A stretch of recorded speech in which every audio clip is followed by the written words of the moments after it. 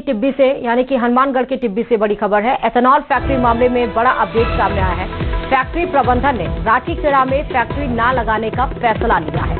दूसरे राज्यों से आ रहे हैं फैक्ट्री लगाने के प्रस्ताव, ये फैक्ट्री प्रबंधन ने कहा है। कई राज्य सरकारें अपने राज्य में निवेश का प्रस्ताव दे रही हैं। प्रबंधन के अनुसार अब राठीखेड़ा में फैक्ट्री नहीं लगेगी। अब कंपनी फैक्ट्री लगाने के लिए अन्य राज्यों का रुख करेगी, क्योंकि आपने देखा बीते दिनों किस तरह से यहाँ पर आगजनी की गई, 10 गाड़ियों को आके हवाले किया गया, फैक्ट्री में भी जो सामान थे उसको आके हवाले किया गया। 1.5 साल से इसका विरोध प्रदर्शन हो रहा है। जब सब कुछ सही पटरी पर चल रहा था, फैक्ट्री का निर्माण होना शुरू हो गया था, तो फिर से जोरदार प्रदर्शन हुआ।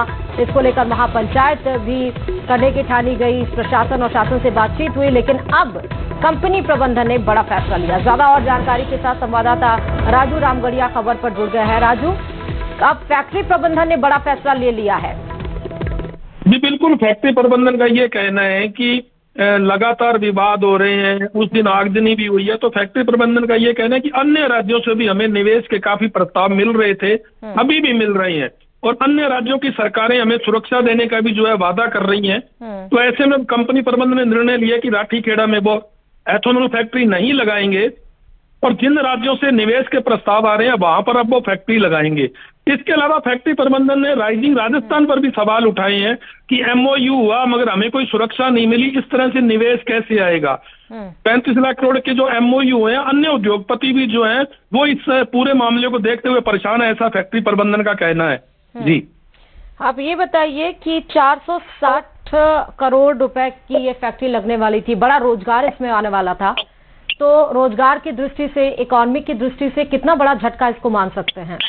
जी बिल्कुल, ये चूंकि एशिया की सबसे बड़ी एथेनॉल फैक्ट्री बताई जा रही है और हनुमानगढ़ जिले के अंदर यह सबसे बड़ा उद्योग जो है लगने वाला था। काफी लोगों को इससे रोजगार मिलना था निश्चित रूप से, मगर चूंकि स्थानीय किसान है, ग्रामीण है, उनका ये कहना है कि इससे प्रदूषण फैलता है। इसको लेके महापंचायत हुई, बवाल हुआ, आगजनी हुई, और आखिर में 2-3 दौर की वार्ताएं भी हुई। राज्य सरकार को पत्र भी लिखा गया, कमेटी भी बनी कि जो फैक्ट्री माने का उनकी जांच करेंगे, मगर अंत में फैक्ट्री प्रबंधन ने ये निर्णय ले ही लिया कि अब वो यहाँ फैक्ट्री नहीं लगाएंगे। और वो उनका ये कहना है कि अन्य राज्यों से हमें निवेश के प्रस्ताव आ रहे हैं और हम वहां फैक्ट्री लगाएंगे, हमें इन्वेस्टमेंट जो यहाँ करना है हम दूसरी जगह करेंगे, तो निश्चित रूप से जो रोजगार यहाँ मिलना था कहीं ना कहीं उसका तो नुकसान हुआ ही है। जी नहीं, तो एक ये बड़ा झटका भी है राजू, और कंपनी अपनी तरफ से सही भी देख रही है। 1.5 साल से वो देख रही है, विरोध हुआ, जब फैक्ट्री का निर्माण होना शुरू हुआ तब इतना बड़ा विरोध भी देखने को मिला, आगजनी, अस्थायी रूप से इसको रोक भी दिया गया। तो एक चीज बताइए कि क्या इसमें एक बीच का रास्ता निकाला जा सकता था? कहाँ पर गलती हो गई या कहाँ पर समय लग गया कि सामंजस्य नहीं बैठा पाए और कंपनी दूसरी जगह जा रही है?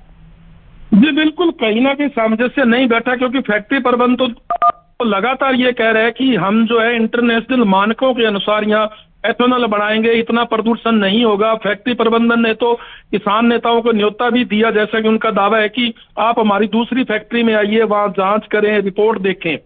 प्रशासन की भी कई दौर की वार्ताएं इस आंदोलन से पहले भी जो है स्थानीय किसान नेता है उनसे हुई हैं, आंदोलन के बाद में भी हुई हैं, मगर आखिरकार रास्ता नहीं निकल सका, और आखिर में फैक्ट्री प्रबंधन ने एक ये निर्णय ले ही लिया कि अब जो फैक्ट्री हम दूसरे राज्य में लगाएंगे। जी, तो एक बड़ा रोजगार का जो मौका मिल रहा था, एशिया की सबसे बड़ी फैक्ट्री थी, क्या ये खबर किसानों तक पहुंच पाई है? इस फैसले से वो खुश है अब?